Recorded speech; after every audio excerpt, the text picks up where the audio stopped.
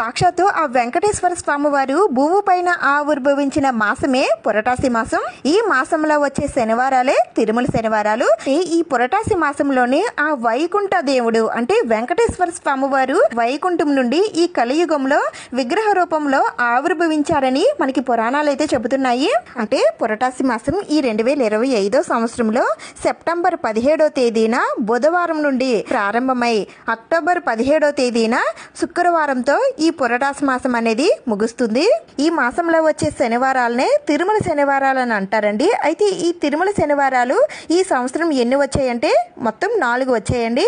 September 20వ తేదీన మొదటి శనివారం వచ్చిందండి. ఇంకా రెండో శనివారం సెప్టెంబర్ 27వ తేదీన వచ్చింది. మూడో శనివారం అక్టోబర్ 4వ తేదీన వచ్చింది. ఇంకా 4వ శనివారం ఇదే ఆఖరి శనివారం అండి, అక్టోబర్ 11వ తేదీన వచ్చింది.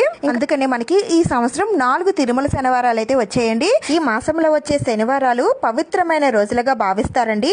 అందుకని ఈ మాసంలో వచ్చే అన్ని శనివారాలు కూడా ఆ స్వామివారిని పూజిస్తే చాలా చాలా మంచిది. ముఖ్యంగా బేసి సంఖ్యలో వచ్చే శనివారాల్లో ఆ స్వామివారిని పూజిస్తే మరింత ఆ స్వామివారి అనుగ్రహం అనేది కలుగుతుంది.